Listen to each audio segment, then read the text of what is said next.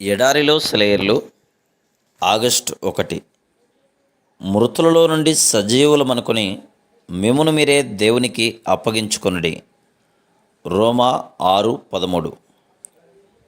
సమర్పించుకోవడాన్ని గురించి ఎవరో ప్రసంగం చేస్తుంటే వినడానికి వెళ్ళాను.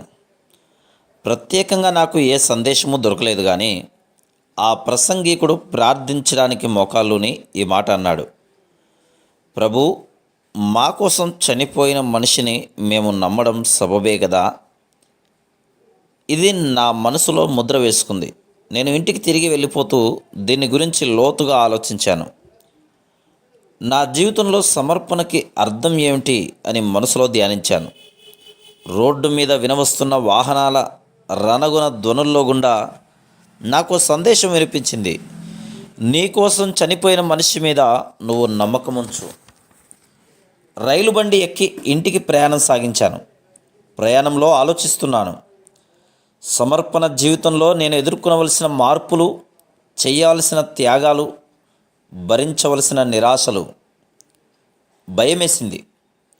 ఇల్లు చేరుకొని నా గదిలోకి వెళ్ళి మోకరించి ప్రార్థించాను. నా పాత జీవితాన్ని జ్ఞప్తికి తెచ్చుకున్నాను. నేను క్రైస్తవుడినే, సంఘములో కార్యనిర్వాహకుడినే, సండే స్కూల్ సూపరింటెండెంట్గా పనిచేస్తున్నాను కూడా. కానీ దేవునికి నా జీవితాన్ని పూర్తిగా సమర్పించలేదు. కానీ నేను అలా నా జీవితాన్ని క్రీస్తుకు అంకితం చేస్తే నేను అతి ప్రియంగా ఎంచుకుంటున్న నా పథకాలన్నీ వీగిపోవడాన్ని, మనసులో పెంచుకున్న ఆశలన్నీ కూలిపోవడాన్ని తలుచుకుంటే భయమేసింది. వీటన్నిటికంటే శ్రేష్టమైన విషయాలను దేవుడు నా కోసం సిద్ధం చేసి ఉంచిన సంగతి నా ఊహకి తట్టలేదు. నా మనస్సు వెనక్కి లాగింది.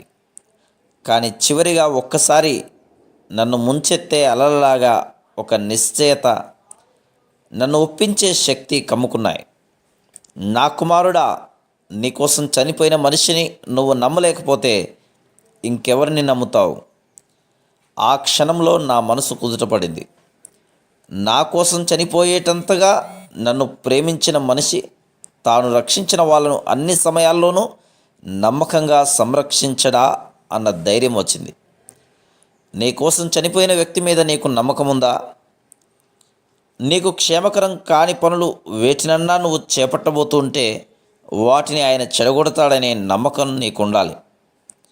నీకు మంచిని, దేవునికి మహిమను తెచ్చిపెట్టే వాటికి ఆయన సహాయం చేస్తాడని నమ్మాలి. ఈ లోకంలో నీకు ఏది మంచి మార్గమో దాని వెంట ఆయన నిన్ను నడిపిస్తాడని నిరభ్యంతరంగా నమ్మవచ్చు.